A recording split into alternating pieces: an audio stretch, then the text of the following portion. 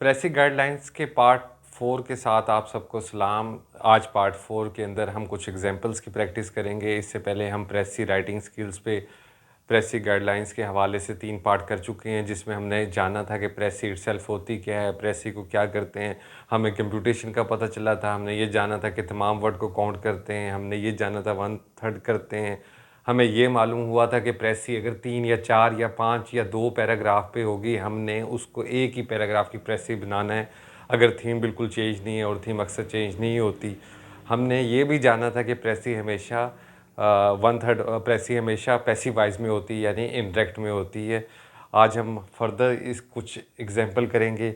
देखें, प्रेसी राइटिंग का ताल्लुक आपकी प्रैक्टिस से है। आप टेक्निक सीख लें और टेक्निक सीखने का फ़ायदा तभी आपको होगा जब आप उसे प्रैक्टिकली ऑन पेपर प्रैक्टिस करेंगे, तब आपको गलतियों की निशानदेही होगी। ये आज की जो एग्जांपल है, ये एक कम्प्लेक्स सेंटेंस है और एक पूरे सेंटेंस की हमने प्रेसी करनी है। अगर हम सेंटेंसेस की प्रेसिस करना सीख लें तो हमें पैराग्राफ की प्रेसी करने के अंदर मुश्किल नहीं आएगी।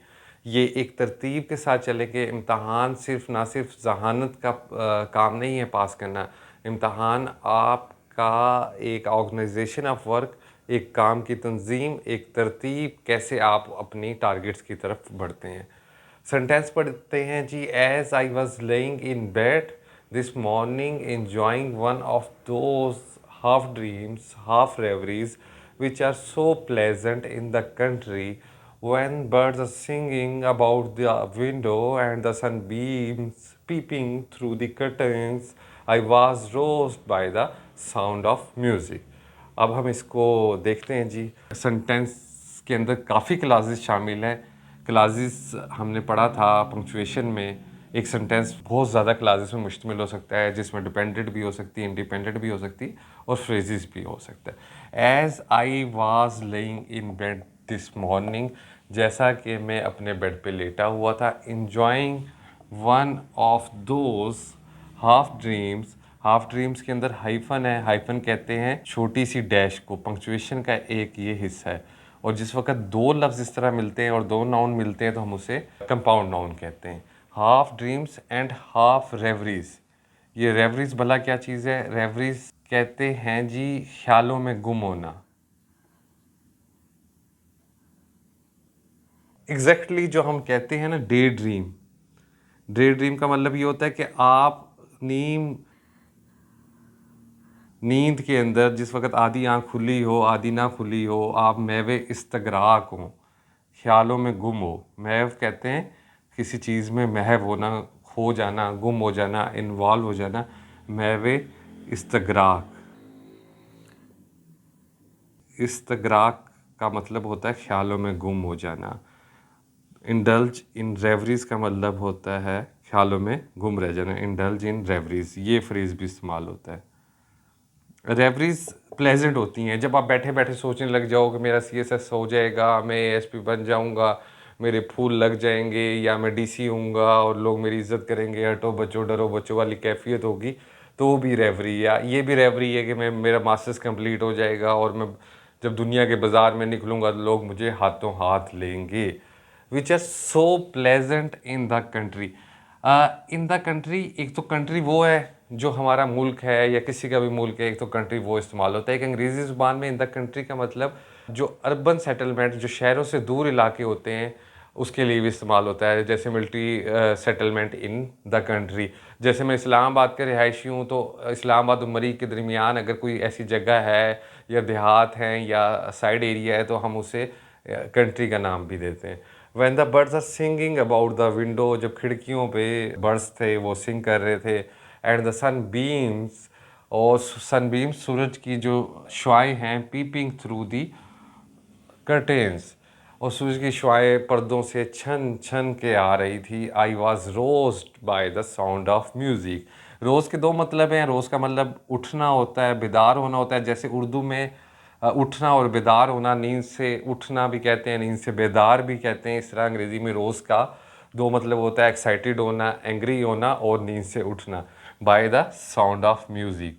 देखें कितनी प्यारी कंपोजिशन है। दोबारा पढ़ते हैं। As I was laying in bed this morning enjoy one of those half dreams half reveries which are so pleasant in the country when the birds are singing about the window and the sunbeams peeping through the curtains and I was roused by the sound of music. बेहतर तो sir and ma'am ये है आपके लिए कि आप यहीं पे इसको पॉज करें और खुद से इसकी प्रेसी बनाने की कोशिश करें, तब आपके सीखने का ज़्यादा से ज़्यादा सलाहियत पैदा हो। कि उसकी वजह यह है कि बहुत ज़्यादा मटेरियल मौजूद है प्रेसी के मतलब, मुझसे बहुत से बेहतर लोग बड़ी अच्छी अच्छी दरसगाहों के आप गूगल पे सर्च कर सकते हैं, यूट्यूब पे सर्च कर सकते हैं, लेकिन जब तक आप इसको करेंगे नहीं तो आपको ये मज़ा नहीं आएगा और ना आप सीख पाएंगे। आप इसको खुद करें और फिर मैं जो करा रहा हूँ उसके साथ अगर आप प्रैक्टिस करें, मैच करें, तो आप इसकी कोर को समझेंगे। अब सेंटेंस है जी पोइटिकल, शायराना से है, इसके अंदर थोड़ा सा रिटोरिक है।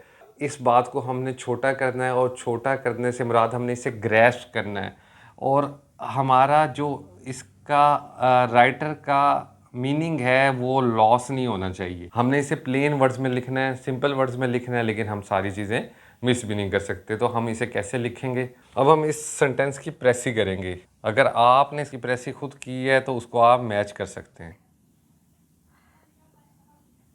कमाल की बात है, मेरे पास जो पेपर आते हैं उसमें लोग इसके साथ इसके स्पेलिंग में मिस्टेक करते हैं, इसके साथ ई लगा देते हैं। ऐसी चीज़ एग्जामिनर को बड़ा इरिटेट करती है, इसका ख्याल रखिएगा। I was laying in bed this morning enjoy one of those half dreams, half रेवरीज।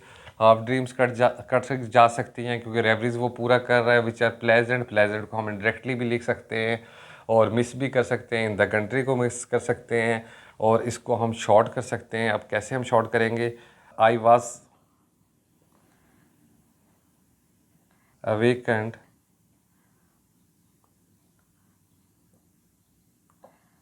I was awakened by the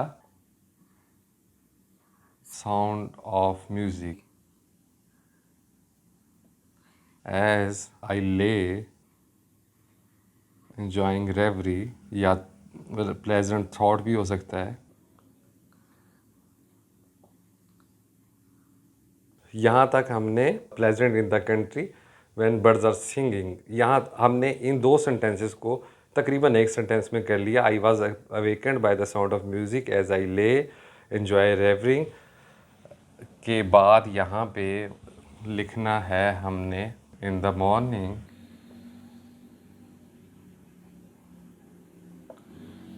when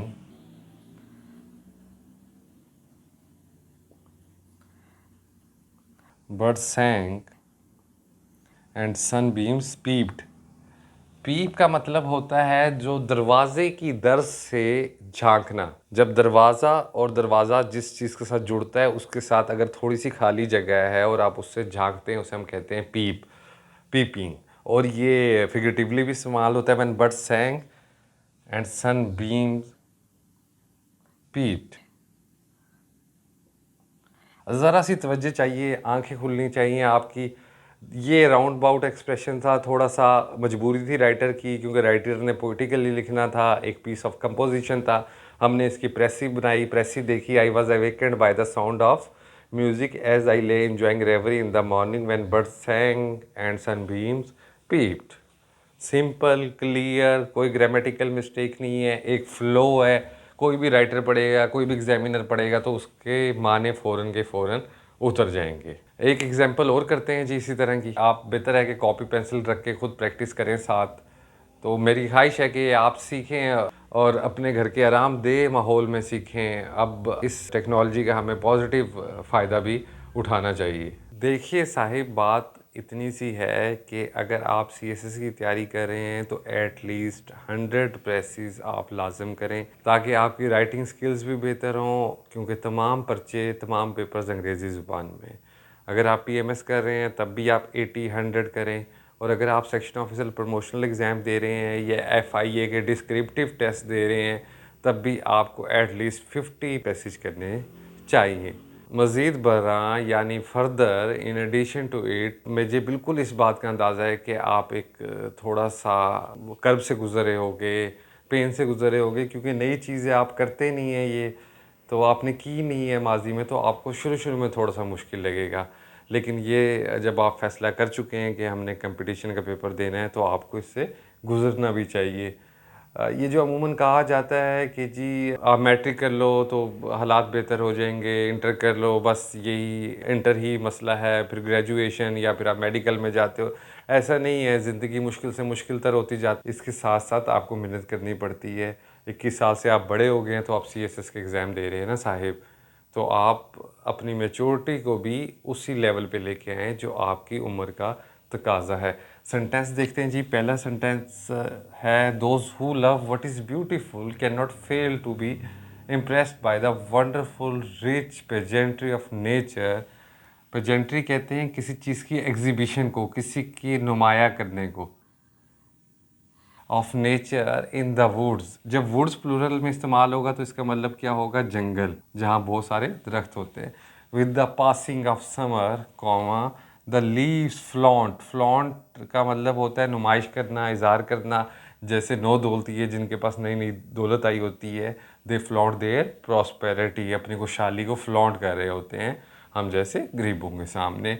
the leaves flaunt their gold, gold का तो आपको पता ही है, गोल्ड का रंग के तौर पे इस्तेमाल हुआ है। स्कारलेट, स्कारलेट कहते हैं जी सुर्ख रंग को, सुर्ख से मिलता जुलता होता है। उर्दू में जो क्रिम्जी रंग होता है, बड़ा खूबसूरत सा रंग होता है। आप थोड़ा सा गहरा सुर्ख करके के अंदर डार्कनेस थोड़ी सी होती है। And bronze like a vast mental, mental कहते हैं साहिब, अंग्रेज़ी लिटरेचर में ये लफ्ज़ इस्तेमाल होता है जो ख़वातीन स्लीवलेस चोगा पहनती हैं, उसके एक अपना इम्प्रेशन होता है। आप कि फिल्म इंडस्ट्री में भी इस्तेमाल होता है और क्लासिकली भी ये ड्रेस इस्तेमाल होता रहा है। आप फ़िक्रा पढ़ते हैं जी, those who love what is beautiful, जो लोग इस चीज़ से मोहब्बत करते हैं, ब्यूटी से मोहब्बत करते हैं, can not fail to be impress, वो मुतासिर हुए बगैर नहीं रह सकते by the wonderful rich pageantry of nature, फितरत की नुमाइश की इजहार पे इन द वुड्स, जंगल में, with the passing of summer, जब गर्मियाँ चली जाती हैं, the leaves flaunt their gold, जो पत्ते हैं वो गोल्ड का रंग और स्कारलेट का रंग और ब्रोंज का रंग, जो ब्रोंज अलाय होता है, तांबा वाला जो रंग होता है, थोड़ा सिल्वर सा जो पत्तों पे होता है। सिल्वर तो नहीं कहना चाहिए, सिल्वर से ज़्यादा ही खूबसूरत होता है। लाइक अ वास्ट, वास्ट बहुत बड़ा, एक ऐसे लगता है कि जैसे किसी मेंटल किसी चोगे की तरह उसने पूरे के पूरे अपने आप को घेर लिया हो। मौसम की बात हो रही है साहिब, ये वो मौसम है जब सितंबर चला जाता है और अक्टूबर में हल्की हल्की सर्दी शुरू होने लगती है। तो राइटर ने बड़ी खूबसूरती के साथ लेकिन थोड़ा सा कम्प्लेक्स करके उसको बयान किया है कि उस वक़्त नेचर क्या करती है, इज़हार करती है। जंगल के अंदर समर जब जा रहा होता है तो पत्तों का रंग गोल्ड और स्कारलेट की तरह हो जाता है, यानी ख़ज़ां की तरफ हम बढ़ रहे होते हैं और वो पूरे का पूरा माहौल ऐसे लगता है जैसे किसी मेंटल ने, किसी पूरे उसने अपने आप को इजहार कर दिया हो। अब इसकी प्रेसी बनानी है, इसके अंदर दोज हु लव बड़ा इंपॉर्टेंट है, ब्यूटीफुल का किस्सा बड़ा इंपॉर्टेंट है, क्वालिफाइंग वर्ड हम ख़त्म कर देंगे। पेजेंट्री ऑफ नेचर एक्चुअली मुबालगा है, इसको भी हम ख़त्म कर सकते हैं। वंडरफुल रिच पेजेंट्री को भी हम ख़त्म कर सकते हैं। Leaves flaunt their gold and scarlet, इसको हम समो सकते हैं, ग्रैस्प कर सकते हैं। तो हम कैसे करेंगे, those who love, those who love beauty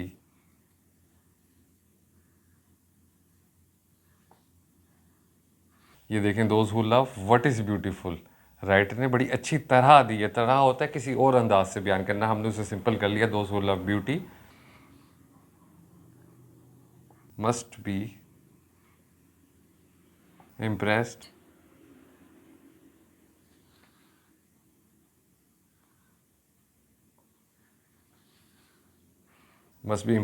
by the many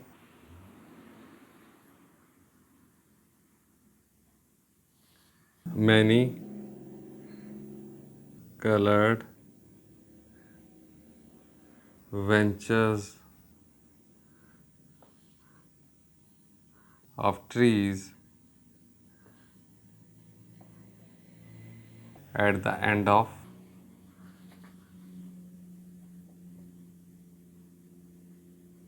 summer. 3 जुमलों को हमने ऐसे समोया। Those who love beauty must be impress, यानी can not fail to impress को must be impressed by the many coloured. Coloured कौन कौन से, गोल्ड था, स्कारलेट था, ब्रोज था, हमने मैनी कलर लिख दिया। वेंचर्स, वेंचर्स ऐसे सफ़र को, ऐसी कोशिश को थोड़ा सा रिस्की हो। Of trees at the end of summer, और हमने with the passing of summer को at the end of summer कर दिया। कोई चीज़ मिस भी नहीं हुई और कोई चीज़ और इजहार भी हो गया। अगला सेंटेंस देखिएगा, at the very outset, outset at the beginning को कहते हैं, एट द स्टार्ट को कहते हैं। I should like to avail myself, at the very outset I should like to avail myself of this opportunity. Avail, enjoy, acquit, amuse, हमने correction में भी पढ़ा। इसके बाद हमेशा रिफ्लेक्सिव प्रोनाउन आएगा, याद रखिएगा Sahib. At the very outset, I should like to avail myself of this opportunity of expressing my deep sense of the honor which your society has conferred upon। Conferred का मतलब होता है अता करना, शान देना। ताज के लिए इस्तेमाल होता है, हुकूमत के लिए इस्तेमाल होता है, टाइटल के लिए इस्तेमाल होता है। By inviting me to address it on this occasion. देखें जी, फर्स्ट पर्सन में लिखा हुआ है। अगर फर्स्ट पर्सन को आप फर्स्ट पर्सन में लिख देंगे तो एग्जैक्टली आप 0 स्कोर विन करेंगे। ऐसी फेटल मिस्टेक कभी भी ना कीजिएगा। एक राइटर है, वो बता रहा है कि जी मैं बिगनिंग में वो एड्रेस कर रहा है किसी ओकेजन पे सोसाइटी से कि जी मैं इस अपॉर्चुनिटी को, अपने आप को, इज़हार को अपने सामने एक एजाज़ की तरह समझता हूँ क्योंकि आपने मुझे इस ओकेजन में बुलाया।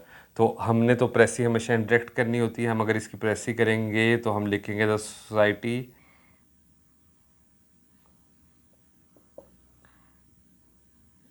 हैज़ ऑनर्ड, इज़्ज़त बख्शी, the speaker by inviting him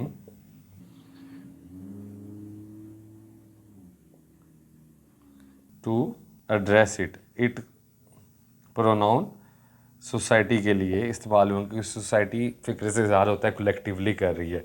अब कहीं पे आई का प्रोनाउन नहीं इस्तेमाल हुआ, इस बात को ज़हन नशीन कर लीजिएगा। आज हमने अच्छी एग्जांपल्स की हैं। आहिस्ता आहिस्ता हम पैराग्राफ की तरफ जाएंगे और पैराग्राफ की चीज़ों को पढ़ के फिर हम पैराग्राफ राइटिंग करेंगे। मैं कुछ आपके सामने ऐसे पेपर्स लेके आऊँगा जो मेरे स्टूडेंट हल करते हैं और मैं वो चेक कराऊँगा आपको कि जी क्या क्या गलतियाँ लिखने के दौरान बर्पा होती हैं। वोकेबलरी ज़रूर साथ साथ करते रहिएगा, उसकी प्लेलिस्ट साथ साथ चल रही है। कॉमन एरर ज़रूर करते रहिएगा। अपना ढेर सारा ख्याल रखिएगा। आपकी किसी किस्म की कोई क्यूरी हो, यू में आस्क इट, कमेंट सेक्शन में पूछ सकते हैं, आप मुझे टेक्स्ट कर सकते हैं। आपका मन करे तो सब्सक्राइब भी कर लीजिएगा। अल्लाह हाफिज़।